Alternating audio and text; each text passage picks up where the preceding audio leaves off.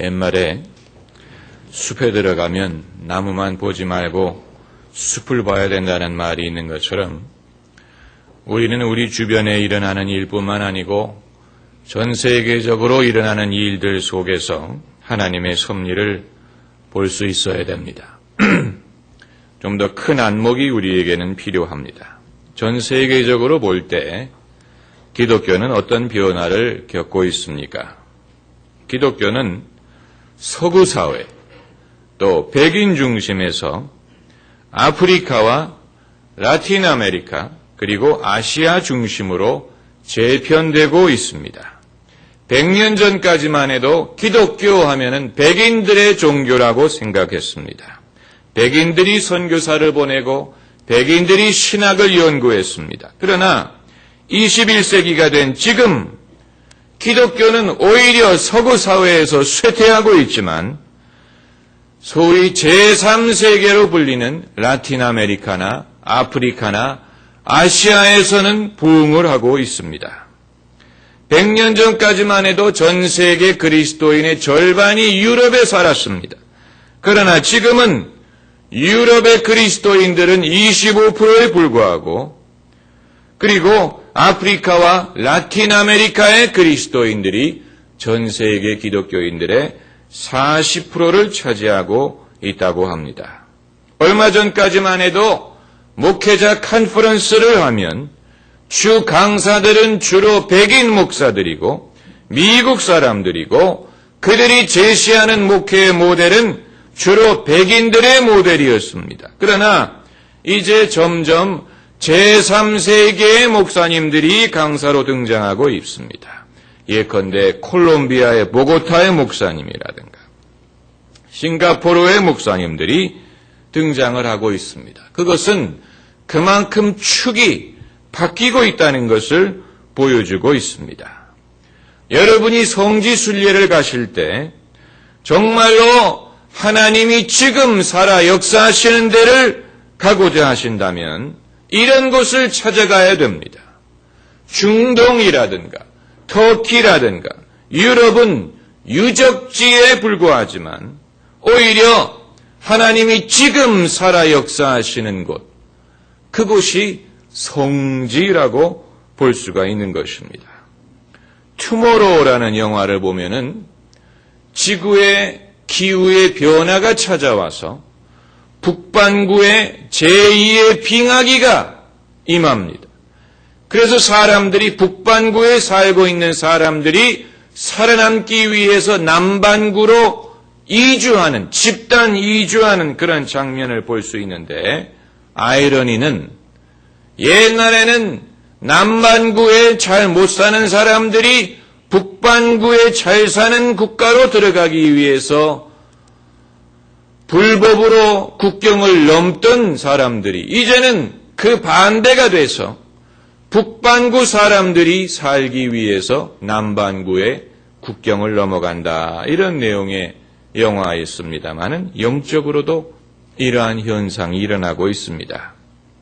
지금까지는 생명의 양식을 얻기 위해서 서구 사람들, 서구 교회를 의지했지만 오히려 앞으로는 교회가 살 길을 얻기 위해서는 이제까지 제3세계라고 불리던 교회가 열쇠를 쥐고 있는지도 모르는 것입니다. 그렇다면 제3세계에서 부흥하고 있는 기독교는 어떤 특성을 지니고 있습니까? 첫째는 복음주의적입니다. 복음주의라고 하는 것은 개인의 회심, 거듭남, 예수 믿고 구원받는 것을 핵심적인 메시지로 보는 것입니다. 모태신앙이었던 사람이든 오랫동안 교회를 다닌 사람이었던 간에 적어도 자기가 예수님을 구주로 믿고 구원받았다는 것을 확신할 수 있어야 된다는 것입니다. 또 그것을 전하는 것이 기독교의 핵심 메시지라고 믿는 것이 복음주의입니다. 저는 17살 때 빌리 그레함 목사님의 책을 읽고 회심을 했습니다.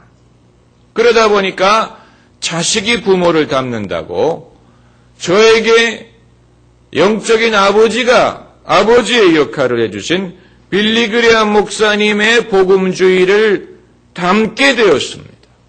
그리고 그것이 저에게 지금까지 많은 영향을 끼쳤습니다.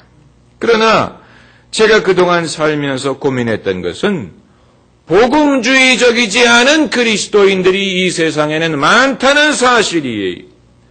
그것이 저를 혼동시켰습니다. 어찌 예수를 믿으면서 전도하고 또 복음을 전하고 회심하고 거듭나는 것을 모르는 사람들이 저렇게 많을 수가 있는가? 여러분, 이 세상에는 개인적인 신앙을 가지고 있는 사람들이 많습니다. 다시 말하면 본인은 예수님을 믿지만 그것은 어디까지나 자기 개인의 종교이지. 그것을 사람들에게 알린다든가 사람들에게 전한다든가 이런 것이 없는 그리스도인들이 상당히 많다는 것입니다. 저는 그것을 폄하할 생각은 없습니다. 그러나 적어도 기독교 신앙이 부흥하는 곳에는 복음주의가 주된 신앙의 특징을 가지고 있다는 것을 우리가 유념해야 됩니다. 그리고 두 번째는 보수적인 신학을 가지고 있다는 사실입니다. 보수 신학은 어디에서 기인하느냐? 성경 말씀에 대한 태도에서 기인합니다. 보수 신학은 이 성경 말씀이 하나님의 영감으로 기록된 우리의 삶과 신앙의 절대적인 기준이 된다는 것을 믿는 것입니다. 반대로 자유주의 신학은 성경을 읽기는 있습니다.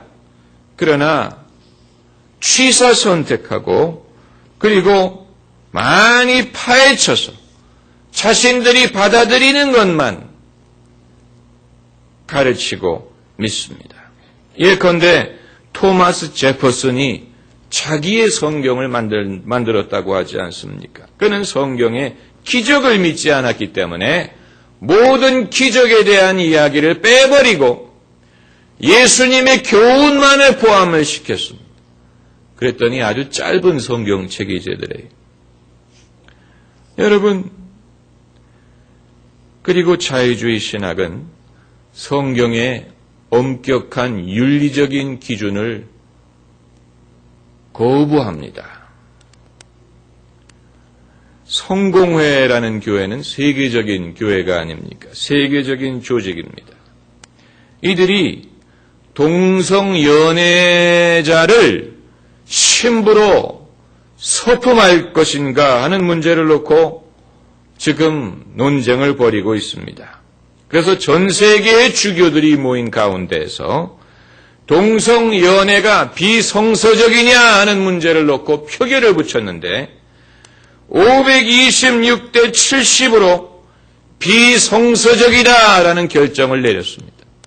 526대 70. 그런데 여기에 비성서적이다라고 투표를 던진 대부분의 주교들은 제3세계의 주교들입니다. 아프리카, 남아메리카의 주교들은 비성서적이다 이렇게 했는데 서구의 주교들은 괜찮다 이런 입장을 취하더라는 것입니다.